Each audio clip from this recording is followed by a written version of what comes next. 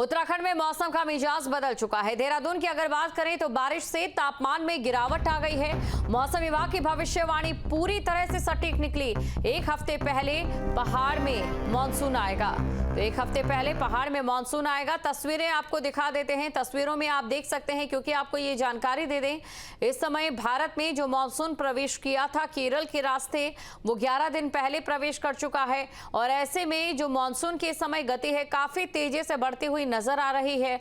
और लगभग 21 राज्य ऐसे हैं जो पूरी तरह से लबालब बारिश के पानी में भीग चुके हैं। और वहीं बात अगर उत्तराखंड की करें तो यहाँ पर एक सकारात्मक असर भी इस बदलते मौसम का देखा गया, क्योंकि वनाग्नि की जो घटनाएं होती थी अब वो घटनाएं कहीं ना कहीं इस बार ज्यादा नहीं हुई हैं पिछले साल के मुकाबले। लेकिन इसका एक नकारात्मक अगर आप साइड देखेंगे तो ये भी आपको दिखाई देगा कि चारधाम यात्रा पर असर पड़ेगा।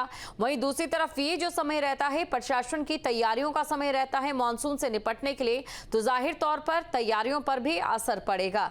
आपदा को हराने का प्लान भी यहाँ पर बना दिया गया है। आपदा से निपटने के लिए प्रशासन ने खाका तैयार कर लिया है। आपदा सचिव ने जरूरी दिशा निर्देश दे दिए हैं। ये बड़ी खबर आपको बता रहे हैं, जरूरी दिशा निर्देश दिए हैं, समयबद्ध तरीके से तैयारी रखी जाए।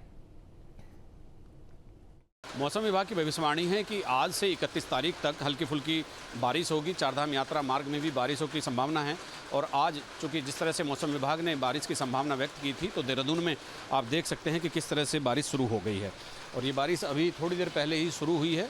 और ये बारिश बताती है कि ऊपर पर्वतीय क्षेत्रों में भी कहीं ना कहीं बारिश हो रही है, क्योंकि चारधाम यात्रा चल रही है। और पहले भी पिछले दिनों भी कई बार बारिश हो चुकी है। आपने टिहरी और चमोली के कई हिस्सों में देखा होगा कि बड़े पैमाने पर नुकसान हुआ है। अचानक बादल फटने से या ज़ोरदार बारिश आने से कई पॉकेट्स ऐसी हैं जहां पर भारी नुकसान हुआ है। इसी को देखते हुए ये अलर्ट जारी कर दिया गया है। मौसम विभाग ने येलो अलर्ट किया है, लेकिन आपदा प्रबंधन विभाग ने पूरी चौकसी बरतने के आदेश जिलाधिकारियों को दिए हैं। एसडीआरएफ जो इसी काम के लिए यहाँ पर एक पैरामिलिट्री फोर्स के स्टाइल में बल गठित हुआ था, उसको भी पूरी तरह से अलर्ट पर रखा है। और आपदा प्रबंधन सचिव ने सभी जिलाधिकारियों से कहा है कि वो किसी भी हाल में ऐसे स्थानों को चिन्हित करके रखें जहां पर ज़्यादा लैंडस्लाइड होते हैं। और चारधाम यात्रा खास तौर पर जहां पर ज़्यादा भीड़ है या ऐसे रास्ते हैं जहां पर लैंडस्लाइड हो सकते हैं, वहां पर ज़्यादा ध्यान रखा जाए। पीडब्ल्यूडी विभाग को सचेत किया है कि वो लगातार अपनी जेसीबी उन स्थानों पर रखें जहां पर लैंडस्लाइड के बाद रास्ता बंद हो सकता है, क्योंकि चारधाम यात्रा सुगम और सुरक्षित बनाना ये मुख्यमंत्री की और सरकार की पहली प्राथमिकता है। तो इसीलिए आपदा प्रबंधन विभाग के साथ साथ ही जो दूसरे विभाग हैं जैसे पीडब्ल्यूडी है, सिंचाई विभाग हैं, उन्हीं सभी ने अपने अपने विभागों के अधिकारियों को अलर्ट जारी किया है। और आपदा प्रबंधन चूँकि मानसून के दौरान जो भी कुछ होता है उसका नोडल होता है, तो आपदा प्रबंधन सचिव विनोद कुमार सुमन ने सभी जिलों में एक पत्र भेजकर उनको अलर्ट पर रहने के लिए कहा है। और कहीं भी सड़क, गांव, बस्ती, गदेरे या चारधाम यात्रा कहीं पर भी कोई किसी तरह की दुर्घटना होने पर त्वरित कार्रवाई की जाए और उसका रिस्पॉन्स टाइम बहुत कम होना चाहिए।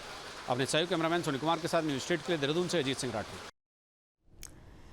पहाड़ में मानसून एक सप्ताह पहले आने की उम्मीद है, लिहाजा तैयारी भी जोरों पर की जा रही है। हर हालात से निपटने के लिए खाका तैयार किया जा रहा है। आपदा प्रबंधन सचिव विनोद कुमार सुमन ने बताया कि सभी विभागों को निर्देश दिए गए कि वो अपनी अपनी तैयारी समयबद्ध तरीके से पूरी करें और इसके साथ ही उपकरणों की जांच कर लें। जहां पर रास्ते बंद होने की संभावना है वहां राशन की पूरी व्यवस्था करने की बात कही गई है। तस्वीरें आपके सामने हैं। और साथ ही आपदा को हराने के लिए जो मास्टर प्लान प्रशासन की ओर से तैयार किया गया है उसके बारे में भी कुछ महत्वपूर्ण बिंदु आपको बता देते हैं। राशन की व्यवस्था आपके पास दुरुस्त रहनी चाहिए। आपदा से निपटने के लिए प्रशासन की ओर से एक पूरा खाका तैयार कर लिया है और इसी के आधार पर आपदा सचिव की ओर से कुछ जरूरी दिशा निर्देश भी दे दिए गए हैं, जिसमें समयबद्ध तरीके से तैयारी रखें या अधिकारियों को निर्देश दिए गए हैं और जरूरी उपकरणों की जाँच कर ली जाए। नाली नालियों की सफाई के लिए विधिवत सभी डीएम को निर्देश दिए गए हैं। उपकरण जो आपदा से बचाव राहत के लिए हैं उसके लिए निर्देश दिए गए हैं कि उसका अभ्यास कर लें, सबको ट्रेनिंग करा दें ताकि आपदा के समय उसका प्रयोग करने में किसी प्रकार की दिक्कत ना हो। जो उपकरण खराब हैं उसको ठीक करा लें। जो उपकरण ठीक नहीं हो सकते हैं, अनावश्यक जगह घेर के बैठे हुए हैं, उसको मूल्यांकन करते हुए नीलामी के लिए कमेटी के माध्यम से कार्रवाई करावें। अगर कोई उपकरण की आवश्यकता है, जिले के निवर्तन पे धनराशि की व्यवस्था की गई है, धनराशि रखा गया है, उसे खरीद लें ताकि किसी प्रकार की आपदा आने पर हम धनराशि का सदुपयोग कर सकें और जो हमारे राहत बचाव के कार्य हैं उसको त्वरित गति से कर सकें। जहां भक्ति है हर शब्द में, कथाओं में छिपे हैं दिव्य रहस्य और ज्योतिष देता है जीवन को दिशा। धर्म से जुड़ी हर बातों को जानने के लिए हमारे चैनल स्तुति को सब्सक्राइब करें। चैनल पर जाने के लिए इस लिंक पर क्लिक करें।